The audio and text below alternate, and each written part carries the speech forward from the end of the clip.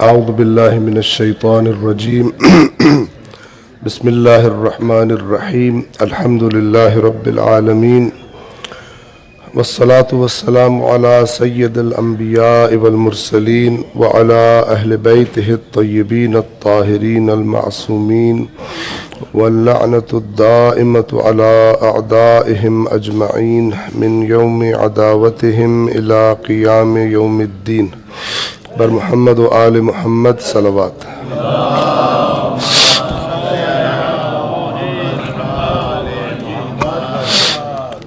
قرآن کریم کے 5ویں جز کی کچھ آیات آپ کی خدمت میں انشاءاللہ بیان کرنے کی کوشش کریں گے. سب سے پہلی آیت جو آپ کی خدمت میں عرض کرنی ہے 5ویں جز کی، وہ سورۃ النساء کی آیت نمبر 43 ہے. اس آیت کا یہ پہلا حصہ بڑا مشہور ہے، آپ سب نے بارہا سنا ہوگا.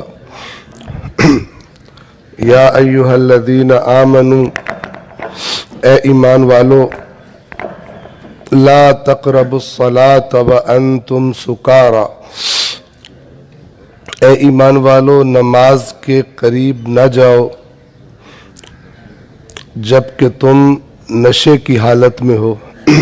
سکارا، جب کوئی انسان کوئی نشہ آور چیز استعمال کرتا ہے تو اس پر جو حالت طاری ہوتی ہے ہم سب جانتے ہیں کم و بیش کہ وہ کیا کیفیت ہوتی ہے، آپ سب نے دیکھا ہوگا. تو اس حالت میں نماز کے قریب نہ جاؤ. اب یہ آیت خود بتا رہی ہے کہ جس زمانے میں یہ نازل ہوئی ہے اس زمانے میں گویا کہ حرمت شراب کا حکم ابھی نازل نہیں ہوا تھا، اور یہ واقعہ بعض اوقات پیش آ جاتا تھا کہ کسی نے شراب پی ہو یا نشے کی حالت میں ہے تو وہ نماز پڑھنے لگتا تھا. تو اللہ نے فرمایا کہ اے ایمان والو نماز کے قریب نہ جاؤ جب کہ تم نشے کی حالت میں ہو. حتی، کب تک نماز کے قریب نہ جاؤ؟ جب تک کہ، یہاں تک کہ تعلموا ما تقولون، تمہاری کیفیت یہ ہو جائے کہ تمہیں پتہ ہو کہ تم کیا کہہ رہے ہو. نشے میں جو آدمی ہوتا ہے اس کو پتہ نہیں چلتا کہ میری زبان سے کیا الفاظ نکل رہے ہیں. تو گویا کہا جا رہا ہے جب یہ نشہ اتر جائے اور تم اس حالت میں آ جاؤ کہ جو تمہاری زبان سے الفاظ ادا ہو رہے ہیں تمہیں پتہ ہو کہ تم کیا کہہ رہے. پس اس مقام پر کہ جب شراب حرام نہیں ہوئی تھی، نشے کی حالت میں کیوں اللہ نے روکا نماز پڑھنے سے؟ اس لیے کہ حالت نشہ میں انسان کو یہ پتہ نہیں ہوتا کہ میں کیا کہہ رہا ہوں، اور خاص طور پر نماز میں تو انسان اللہ سے ہم کلام ہوتا ہے، اللہ سے ہم کلام ہوتا ہے. تو اور بھی زیادہ ضروری ہے کہ انسان کو پتہ ہو، وہ ہوشیار ہو، ہوش میں ہو کہ میں کیا بات کر رہا ہوں. یہاں سے جو ایک نقطہ جس کی طرف انسان کا ذہن جاتا ہے اسی آیت سے، وہ چیز ہے کہ جس میں آج بھی ہم میں سے بہت ساروں کی نمازیں مبتلا ہیں، اور وہ یہی بات ہے. اللہ نے کیوں نشے کی حالت میں نماز سے روکا؟ اس لیے روکا کہ جو بول رہے ہوگے تمہیں پتہ ہی نہیں ہوگا. اور ہماری آج حالت کیا ہے؟ الحمدللہ شراب نہیں پیتے ہوں گے لیکن جو سبب تھا وہ موجود ہے. شراب نہیں پی ہوتی لیکن پھر بھی پتہ کوئی نہیں ہوتا اللہ سے کیا کہہ رہے ہیں. یعنی اس نتیجے میں ان کے ساتھ اکٹھے ہیں. تو اللہ یہ چاہتا ہے کہ جب کوئی نماز کے لیے کھڑا ہو تو اسے پتہ ہو کہ اللہ سے کیا بات کر رہا.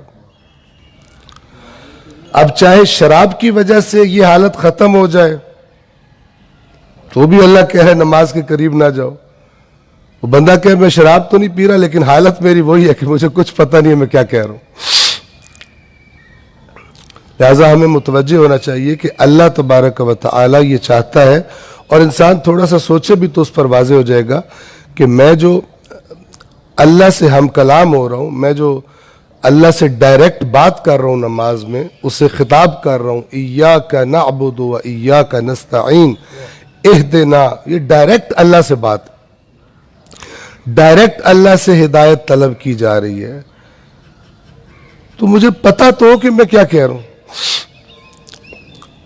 اس آیت کو میں اتنا ہی پڑھوں گا، آگے اس کا تیمم وغیرہ کا اور اس کا حکم ہے۔ آیت نمبر 48 شرک کے بارے میں۔ اسلام کی بنیاد توحید پر ہے۔ شرک کیا ہے؟ شرک یعنی پارٹنرشپ۔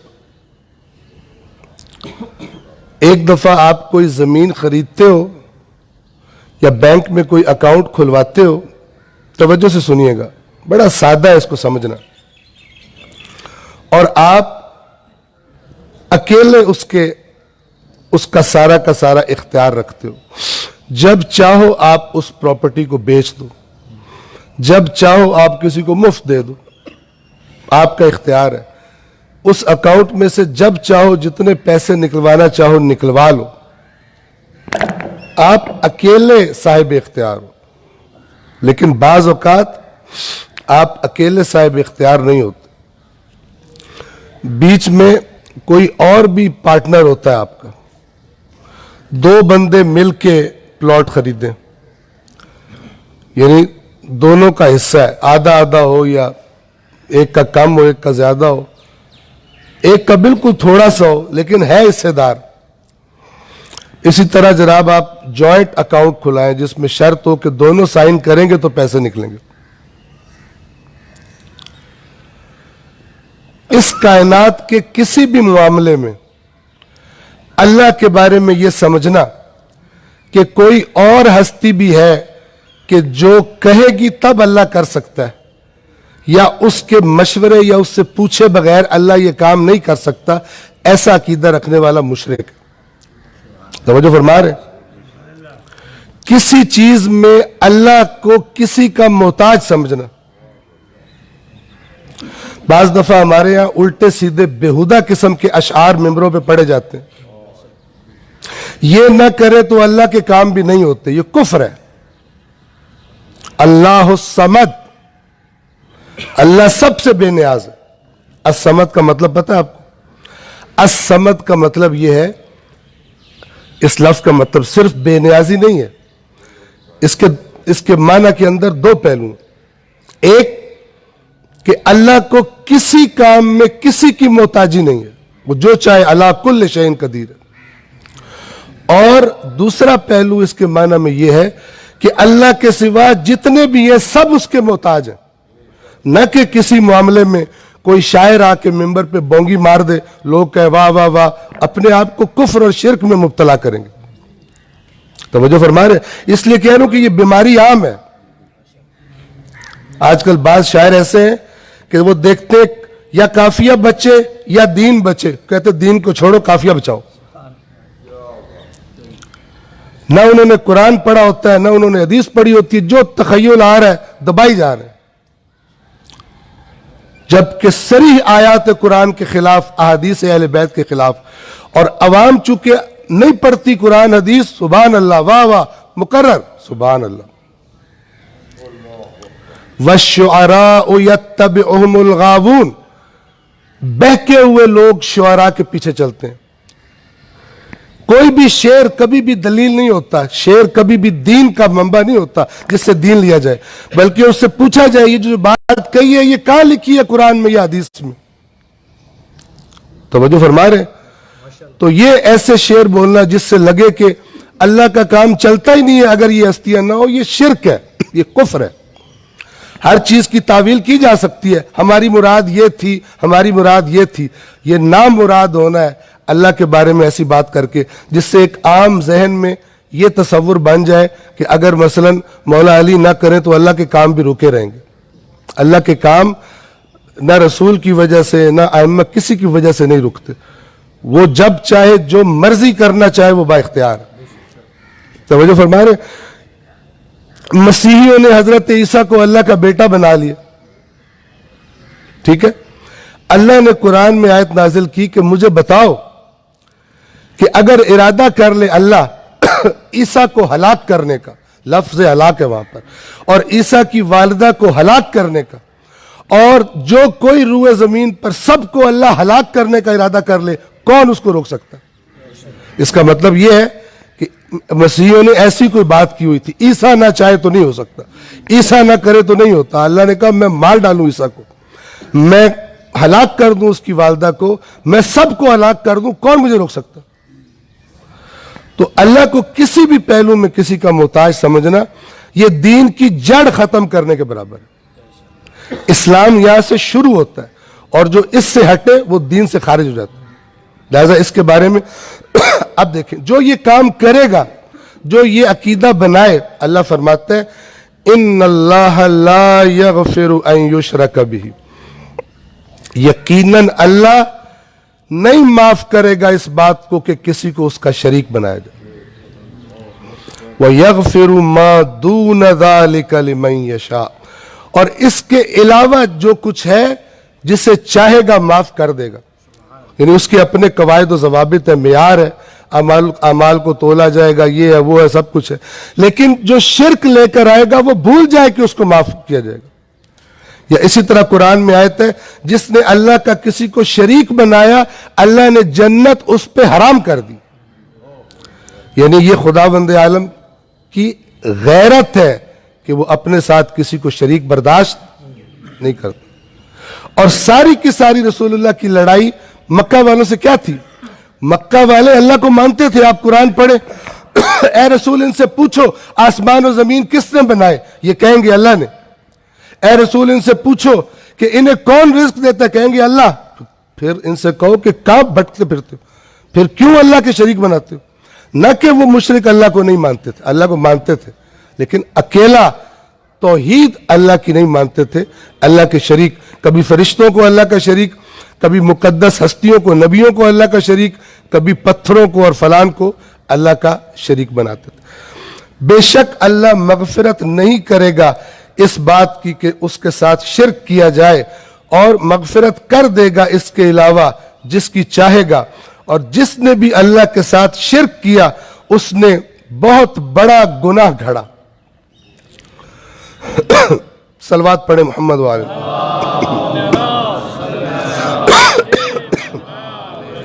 آیت نمبر 51، آیت نمبر 51،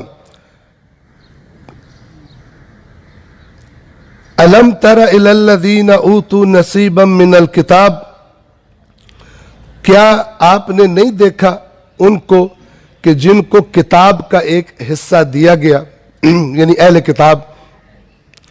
ایک حصہ اس لیے کہا جا رہا ہے کہ بہت ساری چیزوں میں انہوں نے گڑبڑ کر لی تھی اپنی کتاب میں، لیکن پھر بھی بہت کچھ حقائق تورات میں موجود تھے۔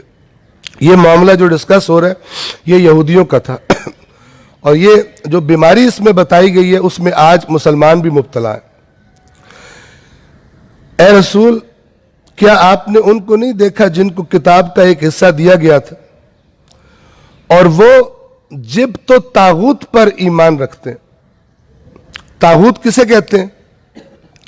طاغوت کہتے ہیں ہر وہ چیز جو اللہ کے مد مقابل ہو، یعنی خداوند عالم کا تقاضا اور ہو، اس کا تقاضا اور ہو، یہ طاغوت ہے، طغیان سے۔ اب یہ سنیے، اور وہ کہتے ہیں ان لوگوں سے جنہوں نے کفر اختیار کیا ہے کہ یہ کافر جو ہیں یہ ایمان لانے والوں سے زیادہ ہدایت پر ہیں۔ جیسے آج کل کہتے ہیں نا بعض لوگ، شیعوں سے تو یہودی بہتر ہیں، یہ وہ والی بیماری ہے۔ یا کوئی ہم میں سے کہے سنیوں سے تو عیسائی بہتر ہے۔ یہ بیماری بہت ہے فرقہ واریت کی وجہ سے۔ آپ دیکھیں فرقہ واریت کیسا زہر ہے۔ یہ زہر کیا ہے کہ وہ بندہ جو جس اللہ کو ہم مانتے ہیں وہ بھی مانتا ہے، جس رسول کو ہم مانتے ہیں وہ بھی مانتا ہے، بہت سارے احکام بالکل وہی والے جو رسول نے بتائے ہیں، تھوڑا بہت ادا کرنے میں فرق ہے، باقی وہی مشترکات بہت زیادہ ہیں، وہ ہمیں برا لگتا ہے، اور جس کے ہمارے ساتھ مشترکات ہے ہی کوئی نہیں وہ اتنا برا نہیں لگتا. یعنی جو رسول کو مانتا ہے وہ زیادہ برا لگتا ہے بنسبت اس کے جو ہمارے رسول کو مانتا ہی نہیں. حالانکہ قاعدہ تو یہ تھا کہ جس کے ساتھ جتنے مشترکات ہیں اتنا ہمارے کلوز ہے.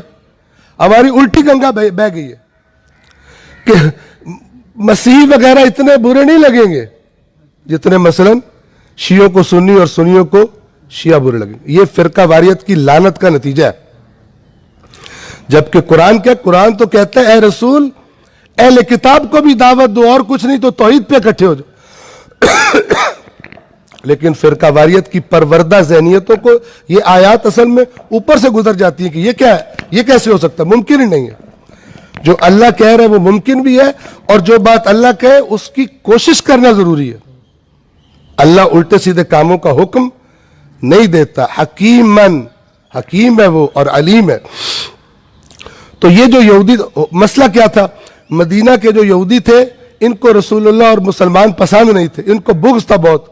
تو یہ بیچ بیچ میں کافروں کے ساتھ، مکے کے مشرکوں کے ساتھ پلاننگ کرتے تھے. تو ایک دن جب یہ گئے ان کے پاس، کافروں کے پاس جو بت پرست ہیں جن کے پاس کوئی کتاب نہیں، انہوں نے یہودیوں سے کہا اچھا یار تم یہ بتاؤ ہم لوگ سیدھے راستے پر ہیں یا یہ محمد اور اس کے ماننے والے؟ یہودیوں نے کہا تم ہدایت یافتہ ہو، یہ تو گمراہ ہے. حالانکہ ان بدبختوں کو پتا تھا کہ ان کی باتیں بالکل ٹھیک ہیں. لیکن انسان جب حق سے ہٹتا ہے پھر اس لعنت میں اللہ اسے گرفتار کرتا ہے کہ اگر حق کا انسان مخالف بن گیا پھر وہ باطل کو بھی حق سے بہتر قرار دینے پہ مجبور ہو جاتا ہے. جھوٹ بولنے پہ، حالانکہ اس کو پتا ہوتا ہے یہ غلط ہے، لیکن چونکہ حق کا مخالف ہے اس کو سزا یہ ملتی ہے، آہستہ آہستہ اللہ اسے کاٹ دیتا ہے حق سے. جس کا وہ اتحادی بنتا ہے اسی میں خداوند عالم اس کو شامل کر دیتا ہے. آیت نمبر 58 توجہ فرمائیے. ان اللہ یأمرکم ان تؤدوا الامانات الی اہلہا، بے شک یقیناً اللہ تمہیں امر کرتا ہے کہ تم امانتوں کو ان کے اہل کو ادا کرو. یعنی جس کی امانت ہے اسے ادا کرو. یہ جملہ بڑا وسیع مفہوم رکھتا ہے. آپ دیکھتے ہیں فلان نے بیت المال میں خیانت کی، یعنی بیت المال امانت. آپ کسی کو اپنا رازدار بنائیں، وہ آپ کا راز فاش کر دے، آپ کہیں گے تو خائن ہے، یعنی میرا راز تیرے پاس امانت تھا، تو نے خیانت کی.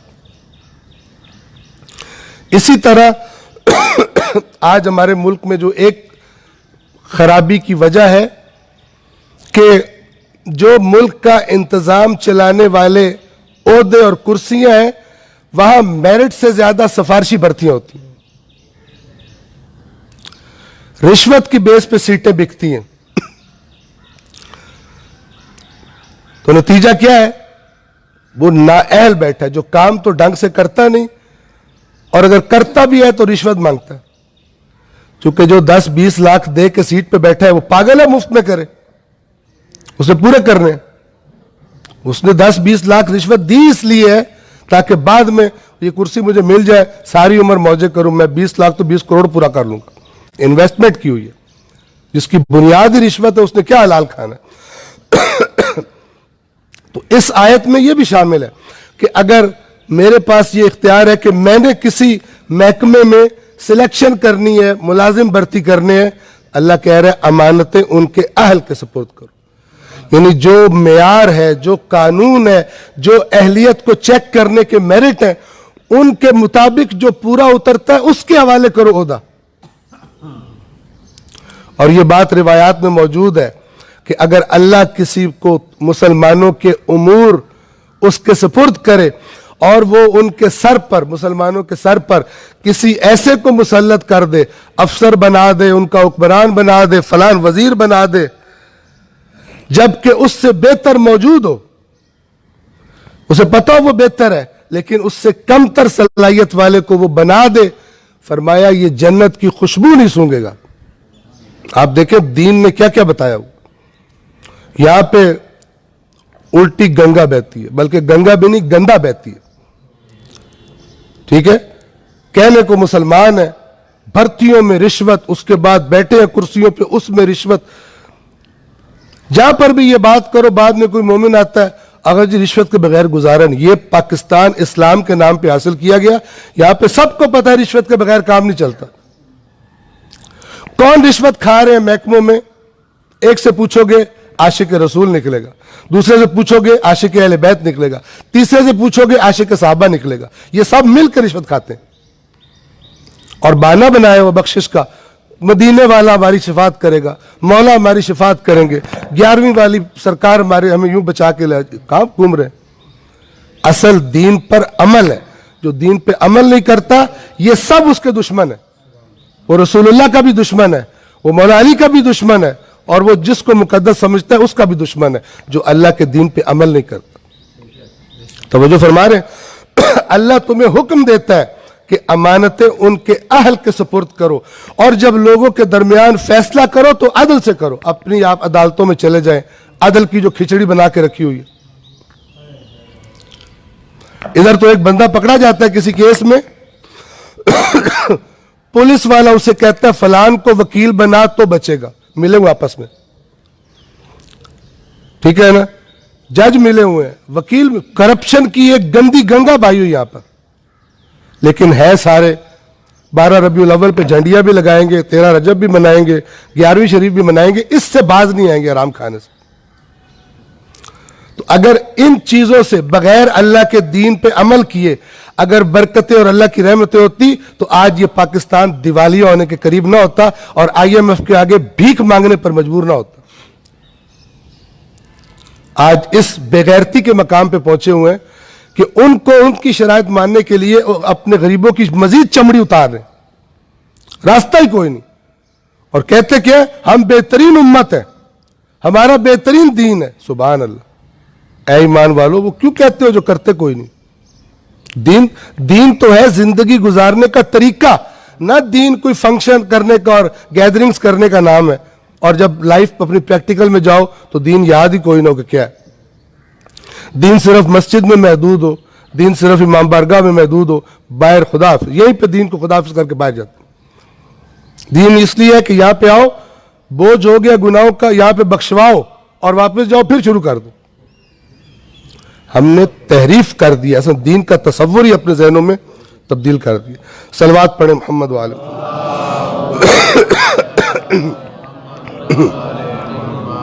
آیت نمبر 65,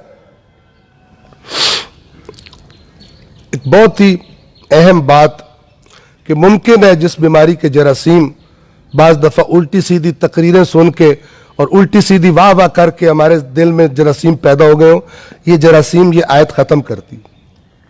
یہ آیت یہ کہہ رہی ہے, توجہ سے سنیں, فَلَا وَرَبِّكَ لَا يُؤْمِنُونَ, سورۃ النساء آیت نمبر 65. فَلَا وَرَبِّكَ لَا يُؤْمِنُونَ, پس نہیں, اور اے رسول آپ کے رب کی قسم یہ مومن نہیں ہو سکتے جب تک کہ حَتَّى يُحَكِّمُوكَ فِي مَا شَجَرَ بَيْنَهُمْ, جب تک کہ جو بھی ان میں اختلاف جھگڑا پیدا ہو آپ کو اپنا حکم قرار نہ دے, آپ سے اپنا فیصلہ نہ کروائیں. ہوا کیا تھا, ایک مسلمان کا جھگڑا ہوا ایک یہودی کے ساتھ کسی معاملے میں, کیونکہ یہودی اس معاملے میں حق پہ تھا. ایسا ہو جاتا ہے نا, یہودی تھا حق پہ اور جو مسلمان تھا وہ 2 نمبری کر رہا تھا. تو انہوں نے کہا جھگڑے کا فیصلہ کرواتے ہیں. یہودی نے کہا پتا ہوتا ہے نا, اندر سے چاہے اوپر سے نہ بھی مانا ہو, پتا ہوتا ہے کہ صحیح فیصلہ کون کرے گا. کہتا ہے تمہارے نبی کے پاس چلتے ہیں, اور وہ جو کلمہ پڑھ کے 2 نمبر تھا اس نے کہا نہیں تمہارے عالم کے پاس چلتے ہیں. اور روایت میں آیا کہ وہ جو عالم تھا وہ اسی کام میں مشہور تھا کہ پیسے لے کے حق میں فیصلہ کر دیتا تھا. اب یہودی کہہ رہے آپ کے نبی کے پاس چلے وہ فیصلہ کریں گے, مسلمان صاحب کہہ رہے تمہارے یہودی کے پاس جاتے ہیں. یہ آیت نازل ہوئی کہ اے رسول آپ کے رب کی قسم یہ مومن نہیں ہو سکتے اس وقت تک جب تک جو بھی ان کے اندر جھگڑا پیدا ہو یہ آپ کو اپنا حکم نہ بنائیں. ایک نہ صرف یہ کہ آپ کو حکم بنائیں ثم لا يجدوا في انفسهم حرجا مما قضيت، پھر اس کے بعد آپ جو بھی فیصلہ کریں آپ کے فیصلے پر ان کے دل کے اندر بھی کوئی حرج پیدا نہ ہو کہ یہ ہمارے ساتھ کیا فیصلہ کر دیا، آپ ان کے خلاف فیصلہ کر دیں، یہ دل سے تسلیم کریں۔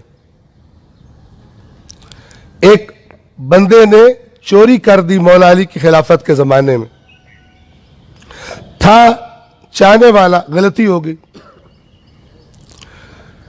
مولا نے اس پہ حد جاری کی، اس کا ہاتھ کاٹ دیا۔ وہ کٹا ہوا ہاتھ لے کے جب باہر نکلا تو بعض بدبختوں نے اس کو تانا دیا، مزہ آیا علی علی، اب مزہ آیا ہاتھ کاٹ دیا، تو کیا کرتا تھا علی کے بارے میں اور علی نے تیرے ساتھ کیا کیا؟ تو کیونکہ یہ واقعاً محبت کرنے والا تھا، اس نے کہا کہ علی نے مجھ سے کوئی برا تو نہیں کیا، علی نے تو مجھ پہ احسان کیا، ہاتھ کٹا ہوا ہے، ہاتھ کٹا ہوا ہے، ابھی تازہ تازہ ہے، ٹھیک ہے نا، علی نے مجھ پہ احسان کیا، یہ دنیا کی سزا دے کے مجھے آخرت کی سزا سے بچا لیا۔ اصل ایمان یہ ہوتا ہے۔ پھر اپنے دلوں میں آپ کے فیصلے پر کوئی حرج نہ پائے، جو آپ نے فیصلہ کیا ہے کہ جو رسول نے کیا وہی ٹھیک کیا، چاہے میرے خلاف ہے۔ وَيُسَلِّمُوا تَسْلِيمًا، اور ایسے تسلیم ہو جائے آپ کے سامنے جیسے تسلیم ہونے کا حق۔ تیرے رب کی قسم تب تک یہ مومن نہیں ہو سکتا۔ تو بات کیا کہنا چاہ رہا تھا میں؟ وہ بات یہ تھی کہ چاہے کسی جھگڑے میں رسول کا فیصلہ ہو، چاہے رسول کا کوئی فیصلہ ہو، اگر کوئی بندہ سمجھے، اپنے دل میں اعتراض رکھے کہ جناب رسول نے یہ کیوں کیا، اس کا مطلب ہے وہ رسول اللہ سے زیادہ سیاڑا ہے، اپنے آپ کو سمجھ رہا ہے، رسول اللہ کو مشورہ دے رہا ہے کہ یہ جو کام آپ نے کیا یہ ٹھیک نہیں کیا، صحیح کام ہوا ہے جو میں سمجھ رہا ہوں۔ ماشاءاللہ، یہ اس لیے میں کہہ رہا ہوں کیونکہ بعض عالم نما جاہل اور گستاخ رسول یہ بدبختی کے جراثیم شامل کر دیتے ہیں۔ کیا کہتے ہیں؟ رسول پاک وہ شادی تو نہ ہی کرتے تو بہتر تھا۔ سبحان اللہ، تیرا ایمان کہاں ہے رسول کے معصوم ہونے پر؟ ادھر سے کہتا ہے، جب اپنی باری آتی کہتا ہے وہی کے علاوہ بولتے ہی کوئی نہیں، اور جو بات تیری عقل میں نہیں آ رہی کہتے یہ نہ کرتا تو بہتر ہوتا۔ سبحان اللہ۔ اور کچھ لوگ بغیر اس بات کے بیک گراؤنڈ پہ غور کیے کہ اس کا مطلب کیا ہے کہ رسول یہ نہ کرتے تو بہتر ہوتا، فلان کام نہ کرتے تو بہتر ہوتا، یعنی اپنی عقل کو اور اپنی کج فہمی کو رسول اللہ کو سجیسٹ کر رہا ہے کہ آپ نے یہ کام نہیں کرنا تھا، بہتر تھا یہ کر لیتے۔ تو اس قسم کی چیزوں سے جس کی وجہ سے غور کرنا چاہیے کہ اگر میں اس قسم کی رائے رکھوں یہ کام کیوں کیا، اگر نہیں سمجھ آ رہا پوچھے، لیکن پوچھے نہ کہ کہے کہ یہ کیوں کیا تھا، یہ نہیں کرنا تھا، اس سے بہتر فلانا کام تھا۔ یہ اس لیے کہہ رہا ہوں کہ بعض اوقات ایسے جراثیم بعض لوگوں کی باتوں میں پائے جاتے ہیں۔ صلوات پڑھیں محمد و آل محمد۔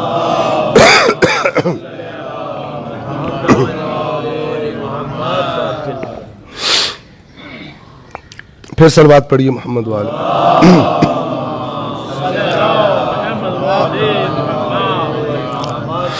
آیت نمبر 80، توجہ سے سنیے۔ قرآن مجید بڑا کلیئر ہے، اور قرآن مجید سے ہٹ کے جو نظریات بن جاتے ہیں وہ انسان کو ہلاک کر دیں گے۔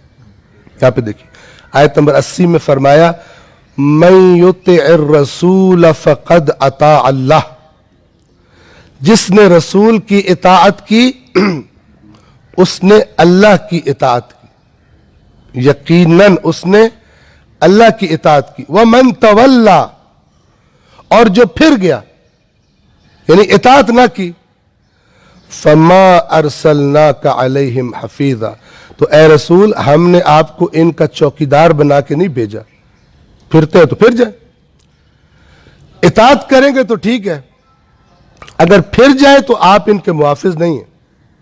اور بعض آیات میں ہم نے آپ کو ان کا وکیل بنا کے نہیں بھیجا, ہم نے صرف آپ کو پیغام پہنچانے والا بنا کے بھیجا کہ یہ نہ مانے, آپ کی اطاعت نہ کریں تو آپ ان کی وکالت شروع کر دیں, ہم نے آپ کو اس کے لیے نہیں بھیجا. لہذا وہ انسان کہ جس کو اللہ کے رسول کی اطاعت کا شوق نہیں ہے, وہ جان لے کہ نہ رسول اس کا محافظ ہے نہ رسول اس کا وکیل بنے گا. ہاں, جس کو اللہ کے رسول کی اطاعت کا ہے شوق, اس سے کمی بیشی رہ گئی تو اللہ کا رسول اس کی شفاعت کرے گا. لیکن جس کو اطاعت کا ہے نہیں, اللہ کی نافرمانی میں, رسول کی باتوں کی نافرمانی میں مست ہے, تو ہم نے آپ کو ان کا محافظ بنا کر اور ان کا وکیل بنا کر نہیں بھیجا. اور آج کے لیے آخری آیت, آیت نمبر 82, غور سے سنیے گا.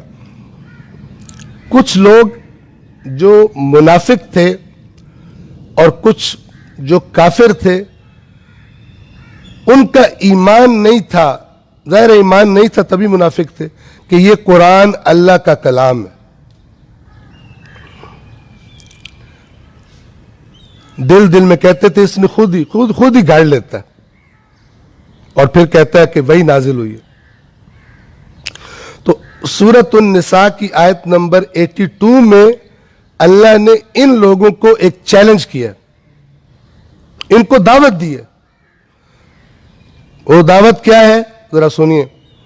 افلا یتدبرون القرآن, تو کیا یہ قرآن میں غور نہیں کرتے؟ کون؟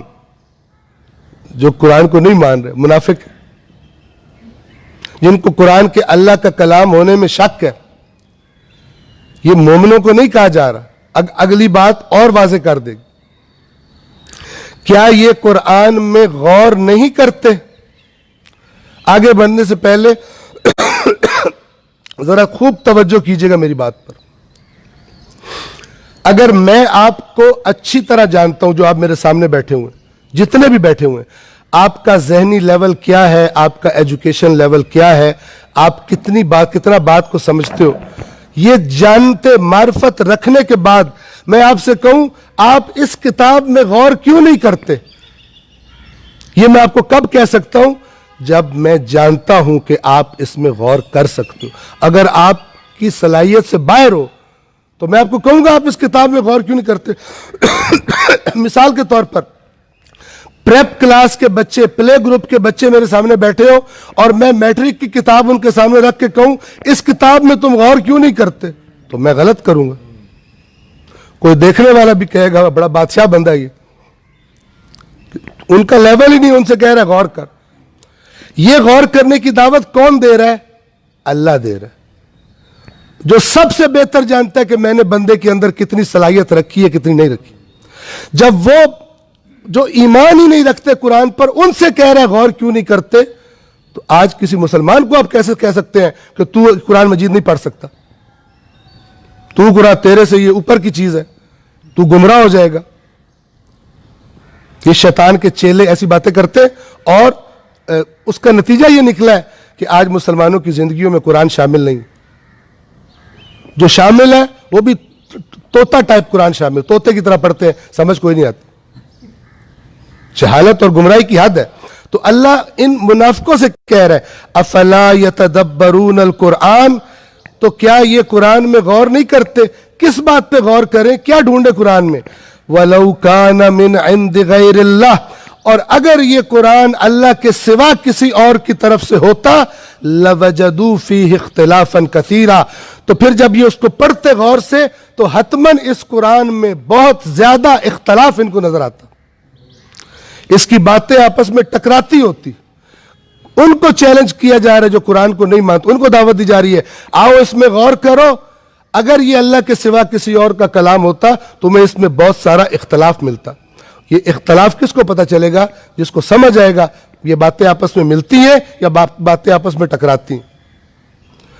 تو آپ غور کریں, جو بندہ بھی, جو چاہے وہ عالم نما ہو, چاہے امامے والا ہو, چاہے جناح کیپ والا ہو, اور چاہے وہ پینٹ شرٹ والا ہو, اور چاہے دھوتی باندھتا ہو, وہ آپ سے جب قرآن کے بارے میں ایسی بات کرے جس کی آپ کو لگے کہ قرآن مجید پڑھنا بڑا مشکل ہے, اس سے یہ کہیں کہ یہ تو اللہ منافقوں سے کہہ رہا ہے تم غور کرو, تو تمہیں پتہ چل جائے گا اس قرآن میں کوئی اختلاف نہیں ہے, تو تم مجھے کیوں روک رہا ہے؟ میں تو دل میں ایمان رکھتا ہوں اس قرآن پر میں اس منافق سے بھی بدتر ہوں گیا گزرا ہوں کہ اس کو اللہ کہہ رہے تو غور کر تو تجھے یہ پتہ چلے گا، تو مجھے کیوں روکتا ہے؟ یہ وہ جہالت ہے قرآن کے بارے میں جو بدترین وبا کی طرح صدیوں سے پھیلی ہوئی ہے، اور اللہ کی کتاب مہجور ہے، اللہ کی کتاب سے لوگ دور ہیں۔ اس کو جو ہر وقت جہاں سے دین لیا جا سکتا ہے اور بہترین لیا جا سکتا ہے اس کو لفٹ ہی نہیں کراتے، چونکہ ان کے ذہنی تربیت ہی ایسی کی گئی ہے کہ اس تربیت میں قرآن مجید سے دین لینے کا کوئی خاص کردار نظر نہیں آتا۔ وہ سمجھتے ہیں قرآن کا ٹھیکہ اللہ نے عالموں کو دیا ہے، ساری رائٹس ان کے پاس ہیں، انہوں نے پڑھنا ہے، ہمارا کام نہیں ہے۔ اور یہ وہی کام ہے جو اس سے پہلے یہود کر چکے اور اللہ نے قرآن میں بتایا ہوا ہے۔ اللہ تبارک و تعالی ہم سب کو اے پروردگار یا اللہ یا رحمان یا رحیم بے شمار درود و سلام بھیج اور بے شمار رحمت نازل فرما محمد و آل محمد پر، اور ہمیں قرآن کریم اور محمد و آل محمد کی تعلیمات کو سمجھنے کا شعور اور بصیرت عطا فرما، اور ان کے بتائے ہوئے دین کے مطابق زندگیاں گزارنے کی توفیق عطا فرما۔ اور اے پروردگار بالخصوص بہار قرآن کے اس مہینے میں تیری کتاب کے ساتھ محکم اور جیسے تو چاہتا ہے ویسا رشتہ استوار کرنے کی توفیق عطا فرما۔ پروردگار جو مومنین بیمار ہیں انہیں شفائے کاملہ و عاجلہ عطا فرما، ہمارے مرحومین گزشتگان پر اپنی رحمت نازل فرما، ہم سب کا خاتمہ خیر پر اور ایمان پر فرما۔ اللہم صلی علی محمد و آل محمد۔